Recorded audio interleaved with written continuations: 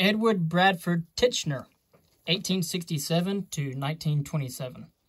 Although E.B. Titchener professed to be a loyal follower of Wilhelm Wundt, Titchener dramatically altered Wundt's system of psychology when he brought it from Germany to the United States.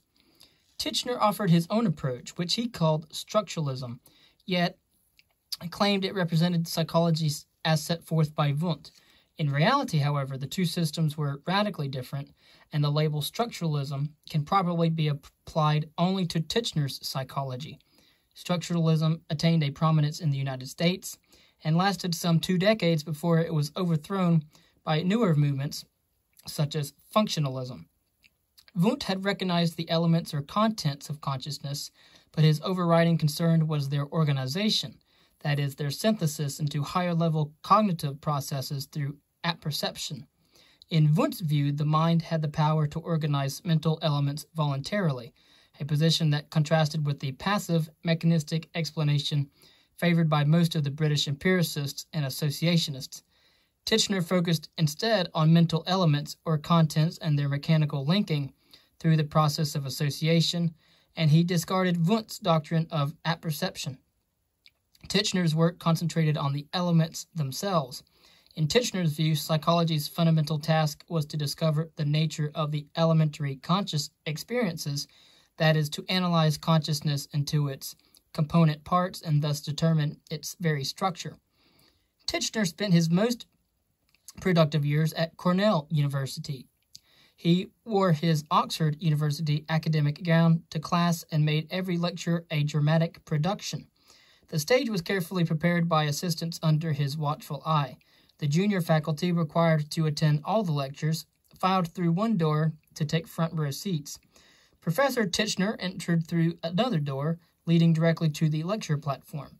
Although he had studied with Wundt for only 2 years, he resembled his mentor in many ways, copying the authoritative style, the formative lecture manners, even the beard.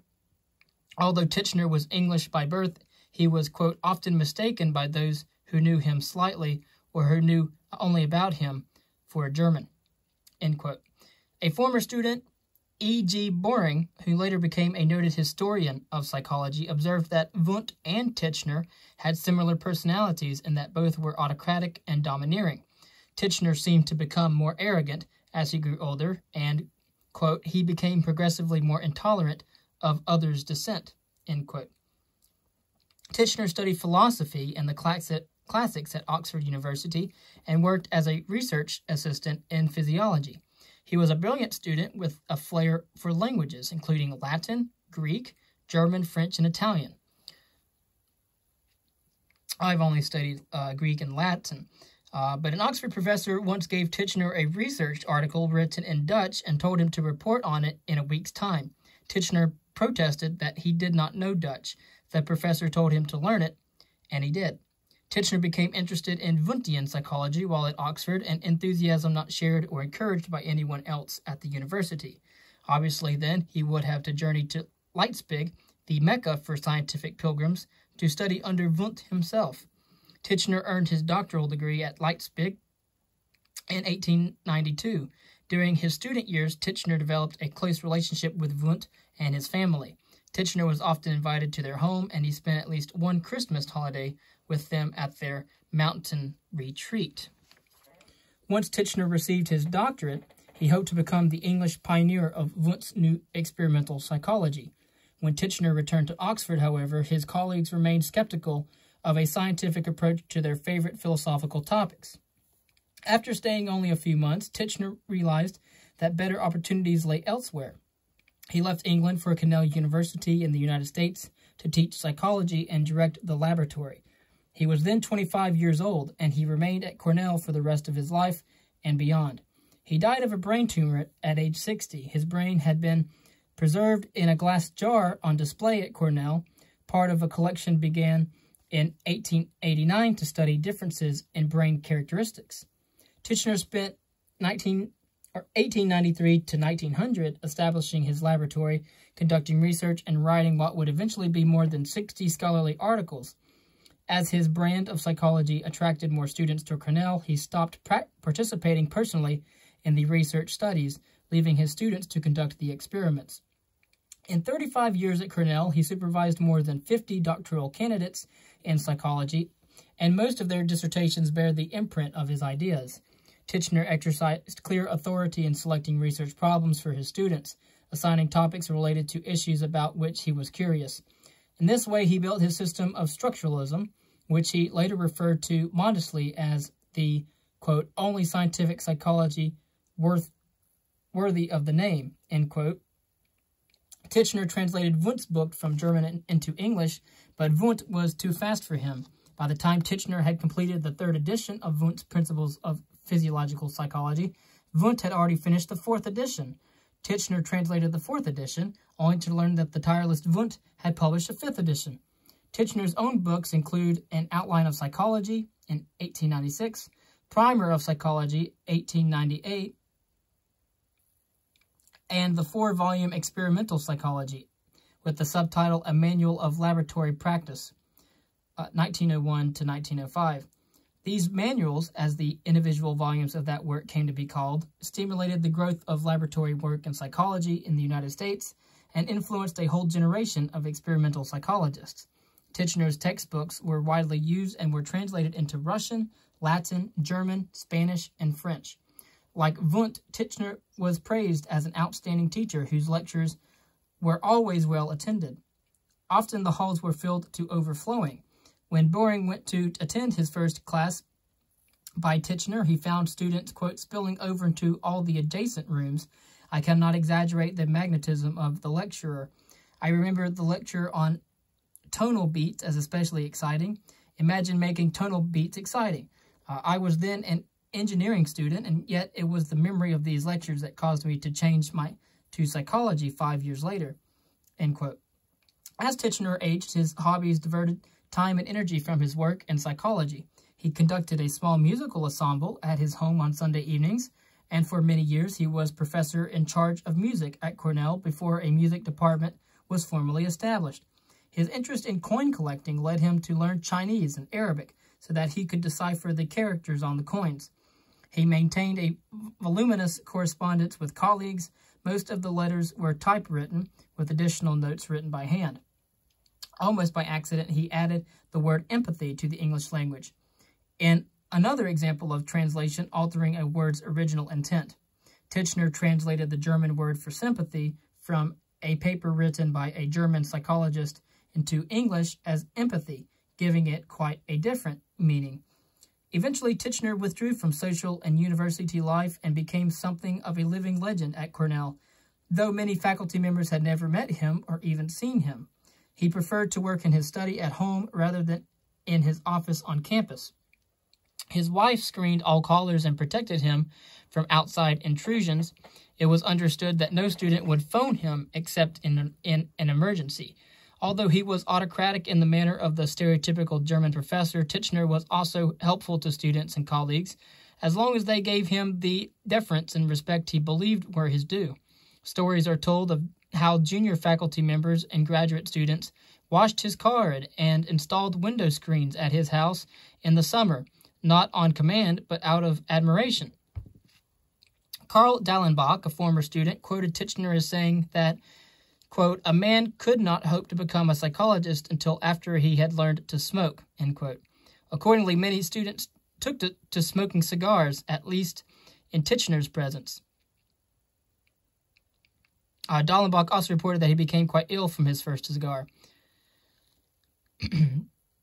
Cora Friedlein wrote that one day she was discussing her research in Titchener's office when his ever-present cigar caught his beard on fire. He was talking at the time, and his imposing manner made her reluctant to interrupt. Finally, she said, I beg your pardon, Dr. Titchener, but your whiskers are on fire. By the time he extinguished the flames, the fire had burned through his shirt and his underwear. Titchener's concern for his students did not end when they left Cornell, nor did his impact on their lives. Dallenbach, on receiving his Ph.D., planned to go to medical school, but Titchener arranged a teaching position for him at the University of Oregon. Dallenbach had thought Titchener would approve of medical school, but he was wrong. I had to go to Oregon, as Titchener did not intend to have his training and work with me wasted. End quote. E.G. Boring recalled that not all students reacted positively to Titchener's attempts to direct their lives. Quote, many of his more able graduate students came to resent his interference and control and eventually rebelled, to find themselves suddenly on the outside, excommunicated, bitter, with return impossible. End quote. Also, Titchener's relations with psychologists outside his own group were sometimes strained. Elected to the APA, the American Psychological Association, by the charter members in 1892, he resigned shortly thereafter because the association declined to expel a member whom Titchener accused of plagiarism. The story is told that a friend paid Titchener's dues for many years, so he would continue to be listed as a member. In 1904, a group of psychologists from Cornell, Yale, Clark, Michigan, and Princeton, among others, who called themselves the Titchener experimentalists, began meeting regularly to compare research notes. Titchener selected the topics and the guests and generally dominated the meetings. One of his rules was that no women were allowed. E.G. Boring reported that Titchener wanted oral reports that could be interpreted, dissented from, and criticized in a smoke-filled room with no women present. Women were considered too pure to smoke, apparently, at the time. Some women students from Bryn Mawr College in Pennsylvania tried to attend the group's meetings, but they were quickly ordered to leave. Once they hid under a table during a session, while Boring's fiancée, Lucy May, and another woman waited in the next room with the door ajar to hear what unexpurgated male psychology was like. Boring recalled that they came through unscathed. Lucy May Boring, who lived for 110 years from 1886 to 1996, earned her Ph.D. from Cornell in 1912 and taught briefly at Vassar College and Wells College before choosing marriage over a career in psychology. Like many middle-class married women with high-level academic training and credentials at the time, she worked quietly on her husband's projects, though her contributions were generally unacknowledged. For the 1912 meeting of the experimentalists, Christine Ladd Franklin, from 1847 to 1930, wrote to Titchener to request the opportunity to read a paper on her experimental psychology research. She had worked on problems of color vision at G.E. Mueller's laboratory at the University of Göttingen and at Helmholtz's laboratory in Berlin. Previously, she had completed the requirements for a Ph.D. in mathematics at Johns Hopkins University, but she had been denied the degree because she was a woman. Sadly, the Hopkins administration finally relented and awarded her the doctorate 44 years later. When Titchener refused her request to participate in the 1912 meeting, she wrote, quote, I am shocked to know that you are still at this year excluding women from your meeting of experimental psychologists. It is such a very old-fashioned standpoint, end quote. Not to be deterred in her campaign to participate, she continued her protest for years, calling Titchener's policy immoral and unscientific. Titchener wrote to her friend, quote, I have been pestered by abuse by Mrs. Ladd Franklin for not having women at the meetings, and she threatens to make various scenes in person and in print. Possibly she will succeed in breaking us up and forcing us to meet, like rabbits, in some dark place underground, end quote. Although Titchener continued to exclude women from the experimentalists' meetings, he encouraged and supported their advancement in psychology. He accepted women in his graduate studies program at Cornell, while Harvard and Columbia universities refused them admission. More than one-third of the 56 doctorates Titchener awarded were to women. More women completed doctoral degrees with Titchener than with any other male psychologist of the day. Titchener also favored the hiring of women faculty, an idea many of his colleagues considered radical at the time. In one instance, he insisted on hiring a female professor despite the objection of the dean. The first woman to earn a doctoral degree in psychology was Margaret Floyd Washburn. She was also Titchener's first doctoral student. She recalled, quote, he did not quite know what to do with me, end quote. After Washburn received her degree, she wrote an important book on comparative psychology called The Animal Mind in 1908 and became the first female psychologist elected to the National Academy of Sciences. She also served as president of the American Psychological Association. We mentioned Washburn's success briefly to highlight Titchener's continuing support for women in psychology. Although he did not relent about permitting women to attend meetings of the Titchener experimentalists, he did work to open doors to women that were kept firmly closed by most other male psychologists. In 1929, 2 years after Titchener's death, the experimentalists were reborn as the Society of Experimental Psychologists, which is still active today.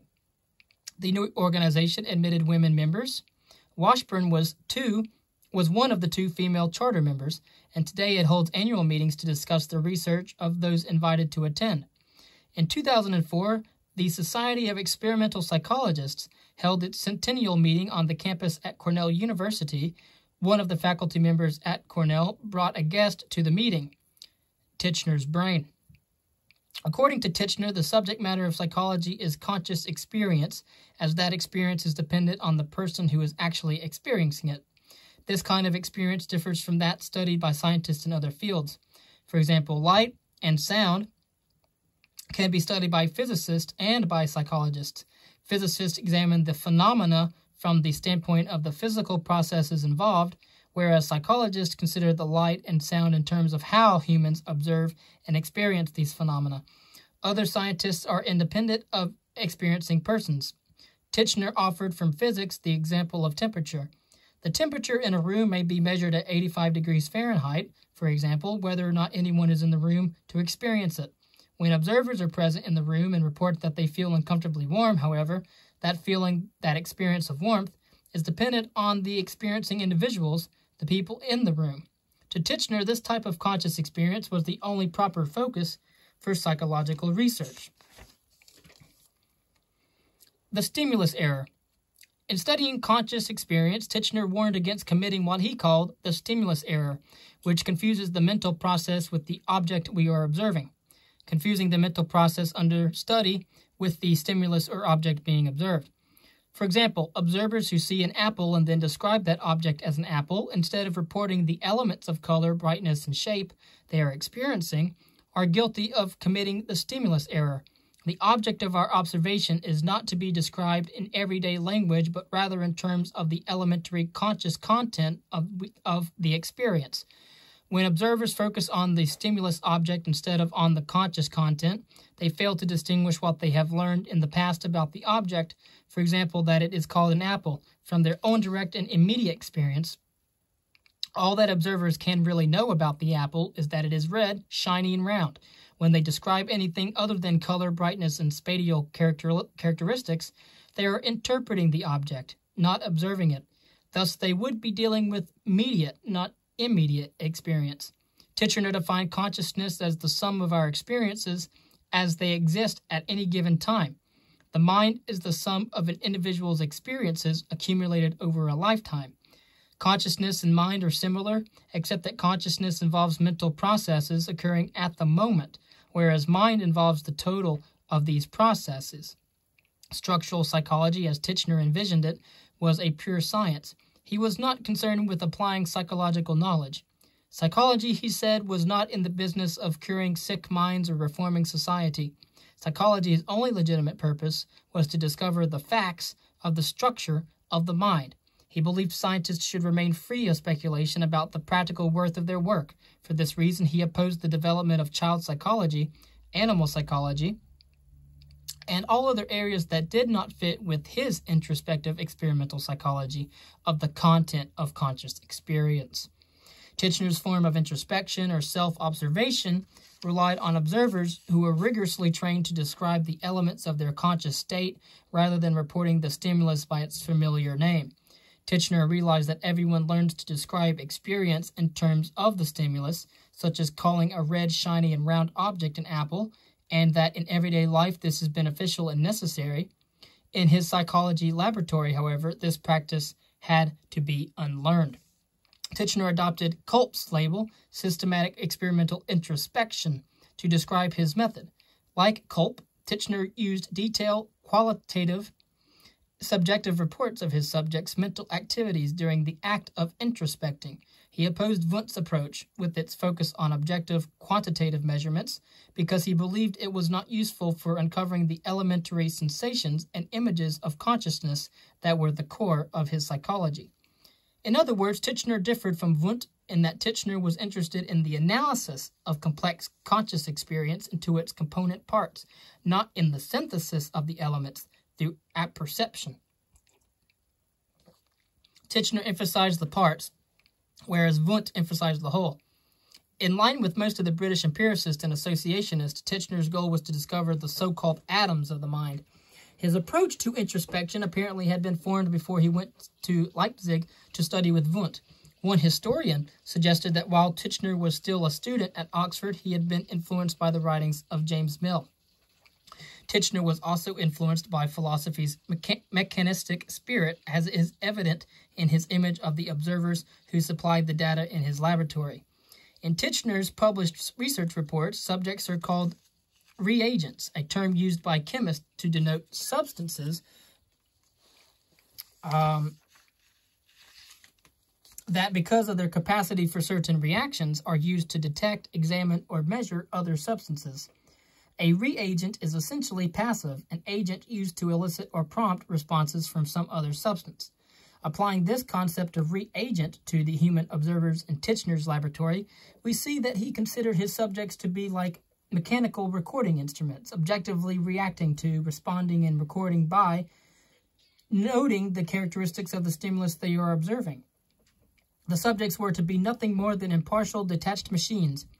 In keeping with Wundt's idea, the trained observations would become so mechanized and habitual that the subjects would no longer be aware that they were carrying out a conscious process. Titchener wrote, quote, "In his attention to the phenomena under observation, the observer in psychology, no less than the observer in physics, completely forgets to give subjective attention to the state of observing. Observers, as we know them, are already trained. The state of observing has already been mechanized." End quote. If observers in the laboratory are considered to be machines, then it is easy to suggest that all human beings are machines. This thinking shows the continuing influence of the Galilean-Newtonian mechanical view of the universe, an idea that not disappear with the eventual death of structuralism.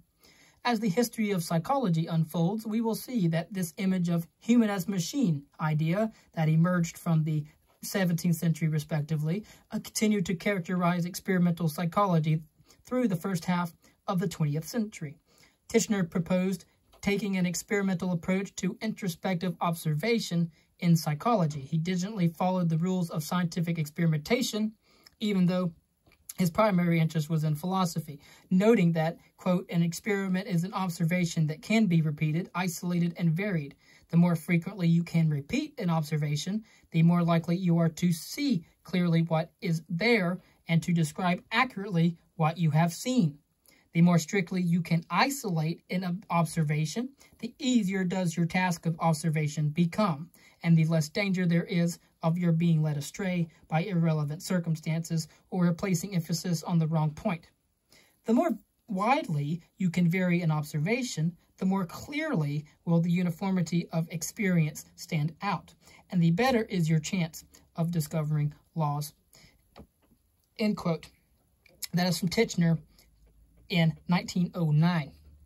The reagents, as we've mentioned before, that was used in more chemical subjects, in Titchener's laboratory, introspected on a variety of stimuli and provided lengthy, detailed observations of the elements of their experiences. For example, a chord would be struck on a piano. The chord consisted of 3 individual notes sounded together. The subjects would report on how many separate tones they could distinguish, the mental characteristics of the sounds, and whatever other basic atoms or elements of the consciousness they could detect. Of course, this comes back from the fact that Titchener was highly trained in music, and he loved to play music, establishing a music group before Cornell University even had a music department. But another experiment involved a given word spoken aloud. As Titchener described it, the reagent was asked to observe the effect which this stimulus produces upon consciousness, how the word affects you, what ideas it calls up, and so forth. You can see from these examples why the introspectors in Titchener's laboratory had to be thoroughly trained and how subjective or qualitative their judgments necessarily were. Titchener posed 3 essential problems for psychology as a part of his structuralist approach. The first was to reduce conscious processes to their simplest components. The second is to determine laws by which these elements of consciousness were associated. And the third is to connect the elements with their physiological conditions. Thus, the aims of Titchener's structural psychology coincide with those of the natural sciences. After scientists decide which part of the natural world they wish to study, they proceed to discover its elements, to demonstrate how those elements are compounded into more complex phenomena, and then to formulate laws governing those phenomena. The bulk of Titchener's research was devoted to the first problem, to discovering the elements of consciousness and reducing conscious processes to their simplest components. So Titchener defined the three elementary states of consciousness, which he proposed as sensations, images, and what he calls affective states. Sensations are the basic elements of perception and occur in the sounds, sights, smells, and other experiences evoked by physical objects in our environment. Images are the elements of ideas, and they are found in the process that reflects experiences that are not actually present at the moment, such as memory of a past experience. Affective states or affections are the elements of emotion and are found in experiences such as love, hate, and sadness. And in an outline of psychology written in 1896, Titchener presented a list of the elements of sensation uncovered through his research. The list includes nearly 44,500 individual sensation qualities. Of these, 32,820 were identified as visual sensations, and 11,600 were identified as auditory sensations. Each element was believed to be conscious and distinct from all others, and each could be combined with others to form perceptions and ideas. Although basic and irreducible, mental elements could be categorized just as chemical elements are grouped into classes. Despite their simplicity, mental elements have attributes that allow us to distinguish among them. Titchener believed that there were 4 such attributes which are fundamental to all sensations and that they are present to some degree or another in all experiences. Quality is the characteristic, such as cold or red, that clearly distinguishes each element from every other element. Intensity refers to a sensation's strength, weakness, loudness, or brightness. Duration is the course of a sensation over time. And clearness refers to the role of attention in conscious experience. Experience that is the focus of our attention is clearer than the experience towards which our attention is not actually directed. Sensations and images possess all 4 of these attributes, but affective states have only 3: quality, intensity, and duration. All right. Clear here is intensity and duration. Affective states lacked clearness. Why? Titchener believed it was impossible to focus our attention directly on an element of feeling or emotion. When we try to do so, the affective qualities, such as the sadness or anger or the pleasantness, disappears. Some sensory processes, particularly those involving vision and touch, possess another attribute, extensity, in that they take up space. All conscious processes can be reduced to one of these attributes. The findings on the problem of imageless thought from Kolb's laboratory at Würzburg did not cause Titchener to modify his position. He recognized that some poorly defined qualities may occur during thought, but he suggested that these were still sensations or images.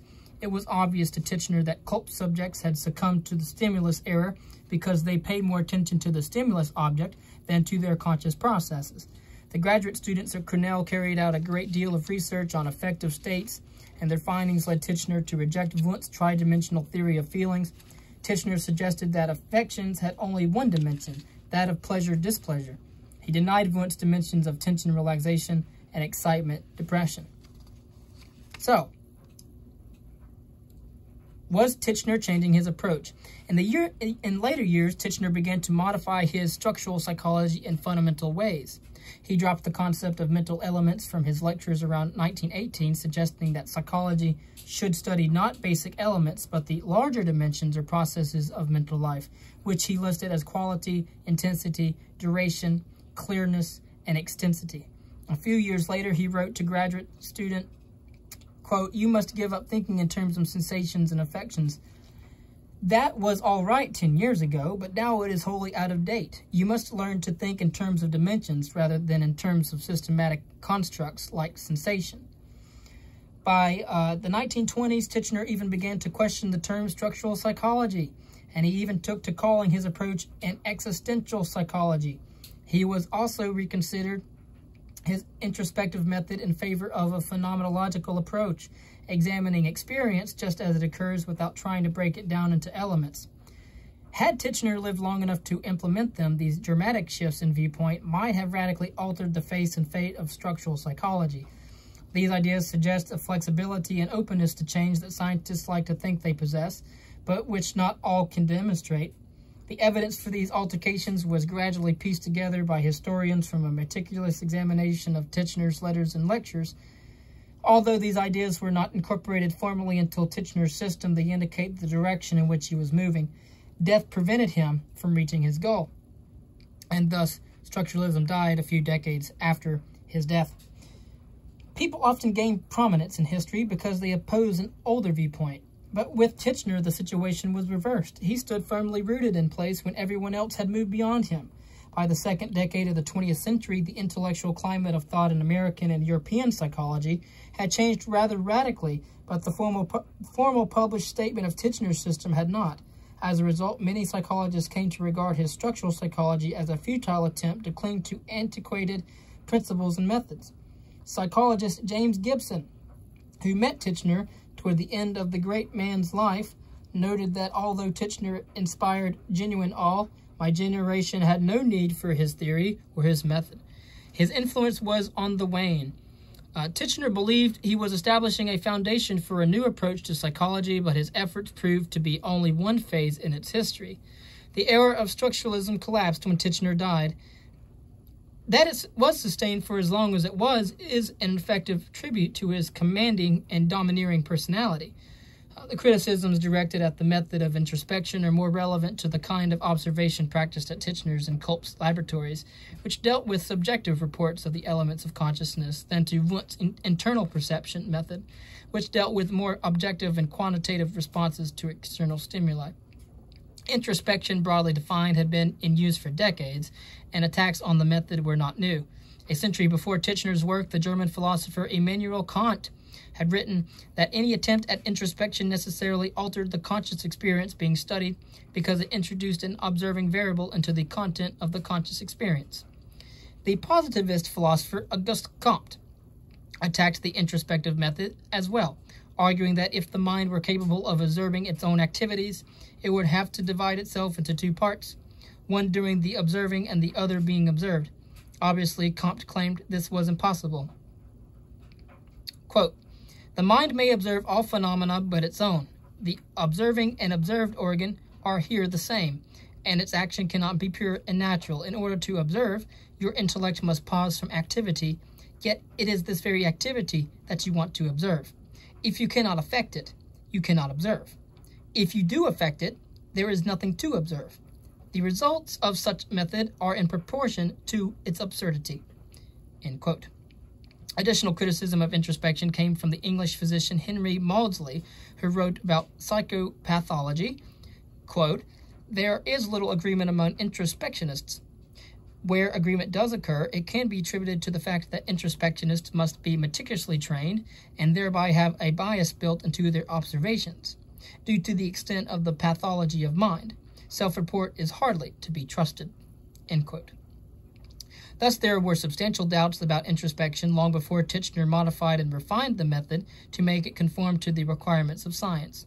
Even as his approach to introspection became more precise, the attacks continued. One point relates to definition. Titchener apparently had difficulty defining exactly what he meant by the introspective method. He attempted to do so by relating it to specific experimental conditions.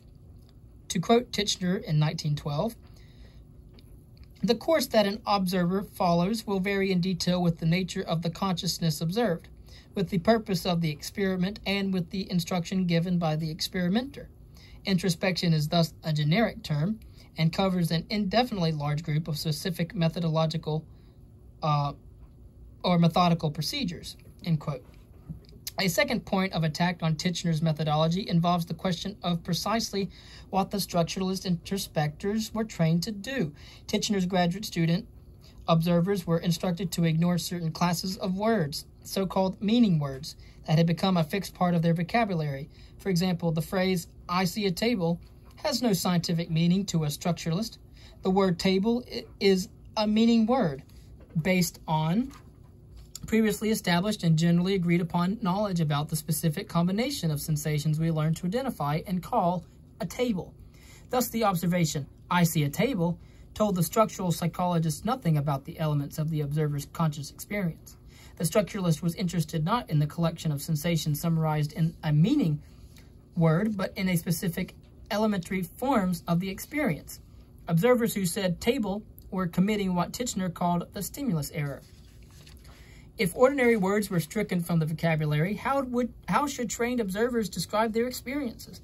An introspective language would have to be developed. Because Titchener and Wundt emphasized that external experimental conditions had to be carefully controlled so that conscious experience could be determined precisely, any two observers should have identical experiences, that is, their results should corroborate one another. Because these highly similar experiences occurred under controlled conditions, it was theoretically possible to develop a working vocabulary for the observers that was free of meaning words. After all, it is because of our shared experiences in everyday life that we are able to agree on common meanings for familiar words. The idea of developing an introspective language was never realized, however. Observers frequently disagreed, even when experimental conditions were most rigidly controlled. Introspectors at different laboratories reported different results. Even subjects at the same lab, introspecting on the same stimulus material, often failed to make similar observations. Nevertheless, Titchener maintained that agreement would be reached eventually. Had there been sufficient uniformity in introspective findings, perhaps the school of structuralism might have lasted longer than it did. Critics also charged that introspection was really a form of retrospection, because some time elapsed between the experience and the reporting of the experience.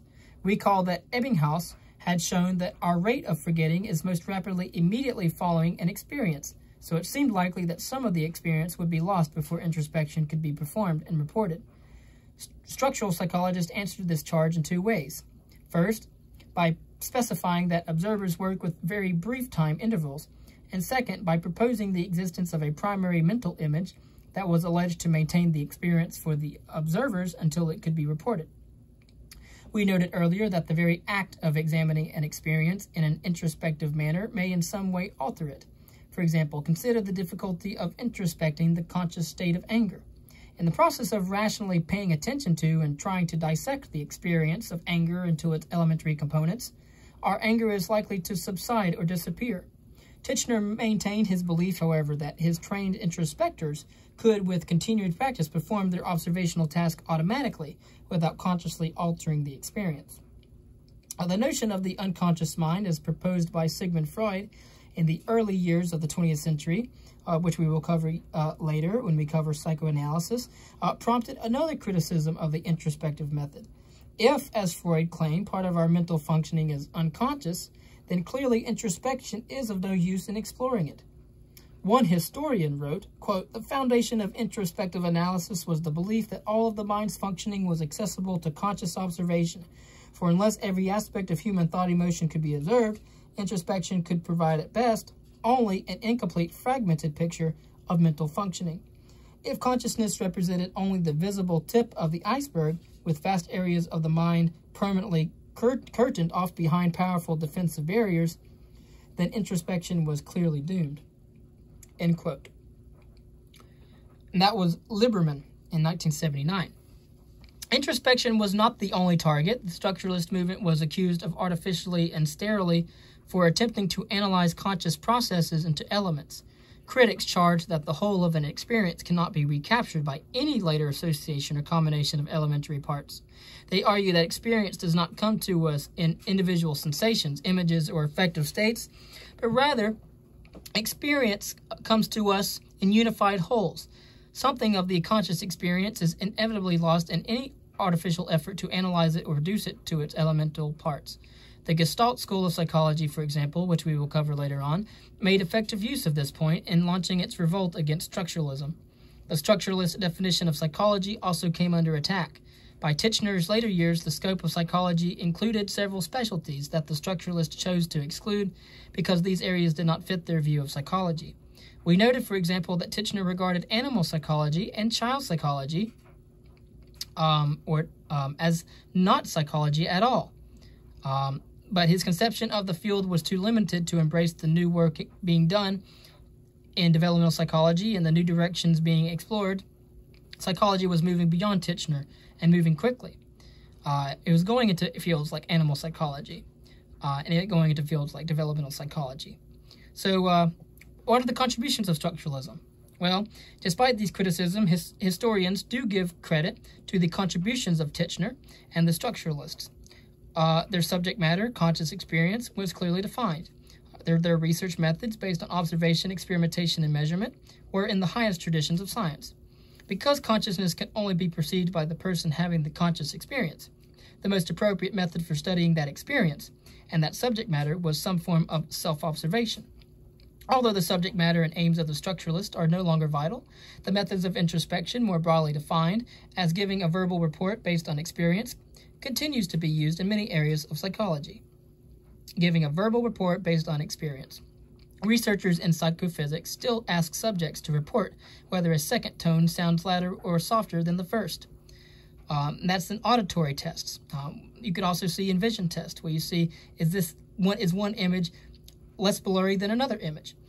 Self-reports are requested from people exposed to unusual environments such as weightlessness for spaceflight, where the gravity has less of a pull on its subjects. Clinical reports from patients and responses on personality tests and attitude tests and scales are introspective in nature. Introspective reports involving cognitive processes such as reasoning are frequently used in psychology today. For example, think of clinical reports from patients, responses on personality tests and attitude scales. For example, the industrial organizational psychologists obtain introspective reports from employees about their interaction with new electronic devices. This information can be used to develop more user-friendly devices as well as ergonomic chairs and desks. Such verbal reports based on personal experience are legitimate forms of data collecting. Also, cognitive psychology, with its renewed interest in conscious processes, has conferred greater legitimacy on introspection.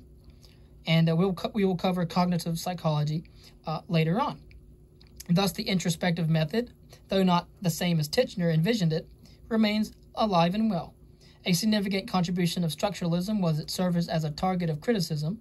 Structuralism provided a strong, established orthodoxy against which newly developing movements in psychology could array their forces. These newer schools of thought owed their existence in no small measure to their progressive reformulation of the structuralist position. We noted that advances in science require something to oppose. With Titchener's structuralism as an idea to oppose, psychology moved far beyond the initial boundaries of his system. Thank you.